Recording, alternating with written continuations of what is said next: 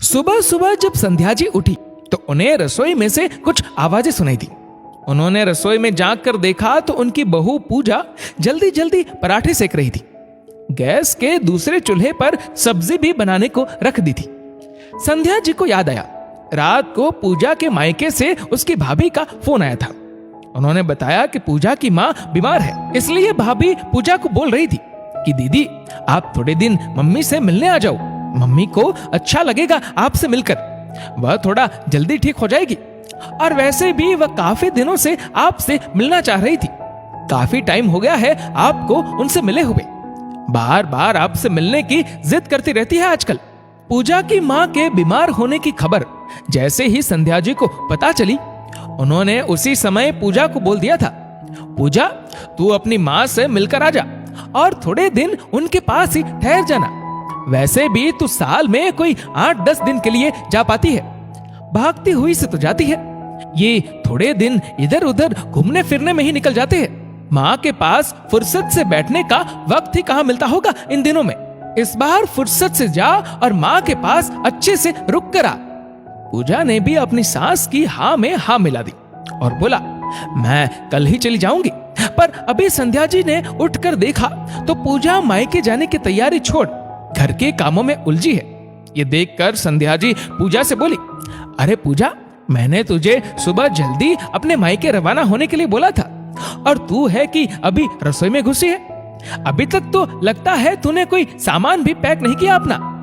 पूजा बोली, अरे माँ, बस थोड़ा सा घर का काम है, आपके लिए दोपहर का खाना बना जाती हूँ, थोड़ी घर की साफ सफाई भी कर जाती हूँ ताकि बाद में आपको परेशानी ना हो।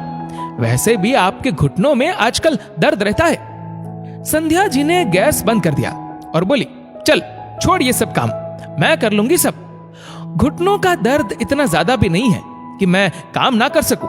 तेरे जितना अच्छा तो नहीं होगा, पर फिर भी मैं काम चलाऊ काम तो कर ही लूंगी। तू ये बाकी के कामों की टेंशन रहने दे, जल्दी से अपना बैग पैक कर और अपनी माँ से मिलने जा, वह इंतजार कर रही होगी कब से तेरा। पूजा बोली, अरे माँ, चली जाऊंगी, इतनी जल्दी क्या है, बस थोड़े से छोटे मोटे काम निपटाने दो। संध्या जी ने पूजा को अपने पास बिठाया और उसको देखते हुए उदास होते हुए बोली, बेटा, ये घर के काम कभी खत्म नहीं होंगे, हमेशा चलते रहेंगे। एक काम खत्म करेगी दूसरा निकल जाएगा, ऐसे पता नहीं सारे दिन भर कितने काम निकलते रहेंगे। इन कामों के बीच में हमारा इंतजार करती हमारी माँ इंतजार करते करते थक जाती है और इंतजार करते करते कब इस दुनिया से चली जाती है इसका कोई पता नहीं चलता। संध्या जी की आंखों में आंसू आ गए और वह बोलने लगी, तेरे जैसे मैं भी शादी होने के बाद ससुराल की जिम्मेदारियों में ऐसे रम गई थी कि दिनों दिन अपने मायके और अपनी माँ से दूर होती गई। माँ का खत आता रहता था जिसमें माँ हमेशा एक ही बात लिखती, संध्या बेटा, थोड़े दिन अपनी माँ की भी सूध ले ले, अपनी माँ की याद नहीं आती क्या, थोड़े दिन मुझसे मिलने आ जा। और मैं हमेशा अपनी माँ को खत लिखकर यही दिलासा देती रहती कि हाँ माँ, अगली बार जरूर आऊंगी, अभी मेरे कुछ काम है, उनके पूरा होते ही आ जाऊंगी। मेरे ये काम कभी खत्म ही नहीं हुए, एक को पूरा करती दूसरा काम आ जाता, फिर मैं उन कामों में उलझ जाती, फिर माँ को अगली बार आने का आश्वासन देती।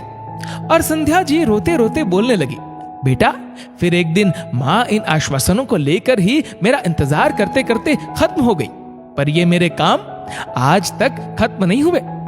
माँ खत्म हो गई बेटा, पर काम कभी खत्म नहीं हुए, इसलिए तुझको बोल रही हूँ, तेरी माँ बीमार है, इन बूढ़ी हड्डियों का कोई भरोसा नहीं है बेटा, कब ये शरीर जवाब दे जाए, और तू भी मेरी तरह बस इन कामों में उलझी रहे। मैं तो मेरी माँ से बिना मिले ही रह गई, पर मैं नहीं चाहती तू अपनी माँ से। ऐसा बोलते बोलते संध्या जी फफक फफक कर रो पड़ी। उधर पूजा की आंखों से भी गंगा जमुना बहने लगी। वह बोली, सच बोल रहे हो माँ आप, मैं अभी के अभी अपना बैग पैक करती हूँ और जल्दी से माँ से मिलने के लिए रवाना होती हूँ। ये जिंदगी के काम तो सारी उम्र यूं ही चलते रहेंगे, हम इनके समाप्त होने का इंतजार नहीं कर सकते। सबसे पहला जरूरी काम है माँ से मिलना। बस माँ, मैं अभी जा रही हूँ, और माँ प्लीज आप अब रोना मत। थोड़ी देर में पूजा अपना सामान पैक कर मायके के लिए रवाना हो गई। अब वो अपनी माँ के इंतजार नहीं रहने देना चाहती थी। उधर संध्या जी के मन में एक संतोष था कि चलो कोई बेटी तो अपनी माँ से मिलने के इंतजार को पूरा करने जा रही है। इस वीडियो को लेकर आपकी क्या राय है नीचे कमेंट करके जरूर बताएगा। और अगर आपको वीडियो अच्छा लगा हो तो वीडियो को लाइक करेगा, शेयर करेगा ज्यादा से ज्यादा लोगों तक। और ऐसे ही और भी इंस्पिरेशनल वीडियोस के लिए सब्सक्राइब करें हमारे यूट्यूब चैनल को और फेसबुक पर फॉलो करें हमारे पेज को। धन्यवाद।